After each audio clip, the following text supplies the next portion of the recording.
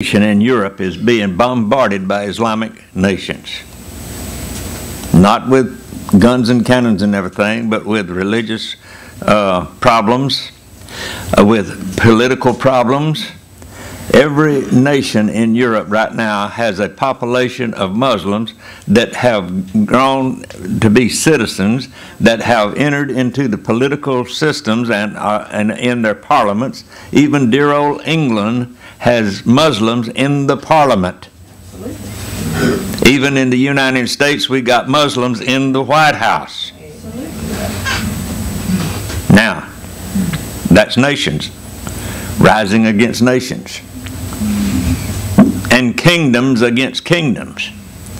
And whether they're physical or spiritual, it makes no difference. The kingdoms are against each other. And there shall be famines. We have heard of famines recently.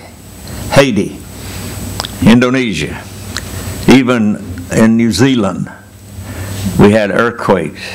They're having famines down there because of the disruption of the economy. All around. And pestilence, earthquakes in diverse places. So all of this that our master said when he was teaching the disciples is happening to us. And it's just the beginning. And you're right.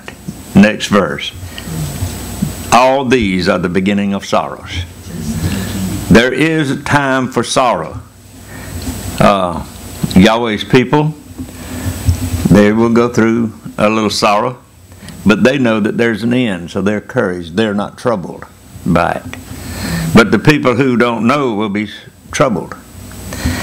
Here's what it says in the, jump on down to the 11th verse. And many false prophets shall rise, and shall deceive many. And we have seen a rise of false prophets in the last 100 years, like never has been in the past. And most of them are religious organizations teaching different doctrines, teaching doctrines that are contrary to what the Scripture says. And people are influenced by that, and it goes on. And the reason it goes on is the next verse. Verse 12. And because iniquity shall abound, the love of many shall wax cold. Iniquity is the problem. It was the problem in the beginning. It's the problem today. And it's the relationship the people have in the countries. We have so much iniquity going on, we can't elect sufficient leaders to our government. And when they do go, they're in a warfare trying to decide what they're going to do, and most of them is measuring it off in money, and who gets the most money is the one that gets the most votes. That's iniquity. They're not thinking about the welfare of the people. Health care, known as Obamacare, is not for the people. Now, some people think that they got to have it because they're afraid of dying, they're afraid of getting sick, they're worried, they're troubled, they have no belief, no fear of Yahweh, so they have no peace. They can be sold a bill of goods. But when you analyze, if you want to take the time and do it, I wouldn't recommend it, but because there's 2,000 pages plus of the thing, it's only for control. Not for the benefit of the people, but for control. And mostly the other laws on the books and other agencies, including the IRS, is for control. Not for the benefit of the people. He says, but he that shall endure to the end, the same shall be saved. That's our encouragement. We are encouraged to endure. That is our occupation. That is our desire. And what we need to do is to endure. Find out what Yahweh speaks. Listen to Yahweh.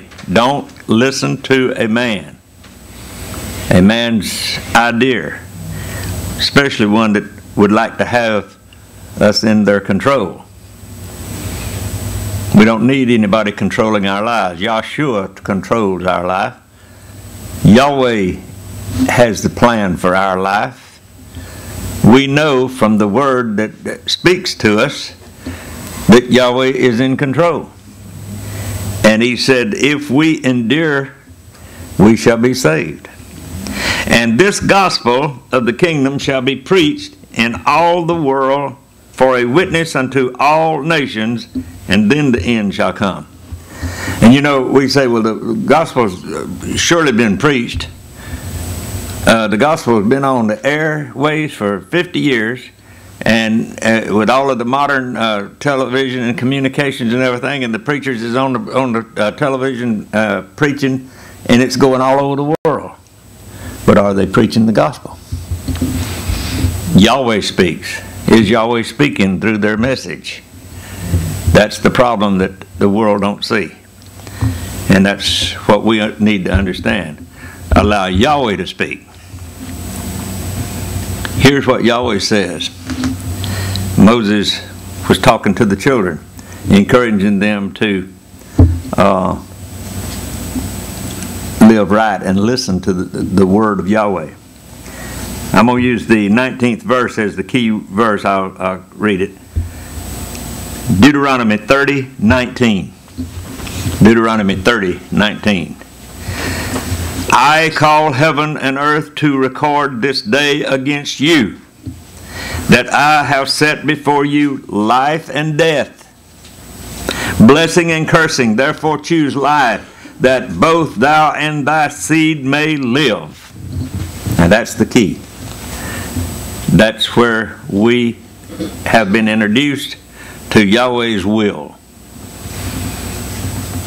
If we read the scriptures and let it speak to us, and it becomes part of our life, we have had the covenant recorded against us this day. Back to the first verse. And it shall come to pass, when all these things are come upon you, the blessing and the curse, which I have set before thee, and thou shalt call them to mind among all the nations whither Yahweh your Elohim hath driven thee. Now this is what most people cannot wrap around their mind. Who are the driven people in the world? Look in history. Go back 2,000, 3,000 years. The most driven people in the migration patterns that they did. This is who Yahweh is speaking to. And Yahweh promised us blessing and cursing. He gave it to our grandmother, Sarah. He said she would be the mother of millions, and they would be blessed. And if they walked right, they would possess the gates of the enemies. But if they resisted, the curses would come on them. And all of these events have happened to these people that have migrated to the present day, that scattered all over this world, that has had Yahweh speaking to them and guiding them and protecting them and even chastising them.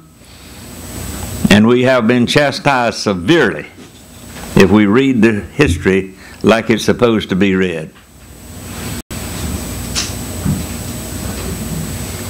And shall return unto you, and shall return unto Yahweh thy Elohim, and shall obey his voice according to all that I command thee this day. Thou and thy children, which all thine heart and with all thy soul. Now this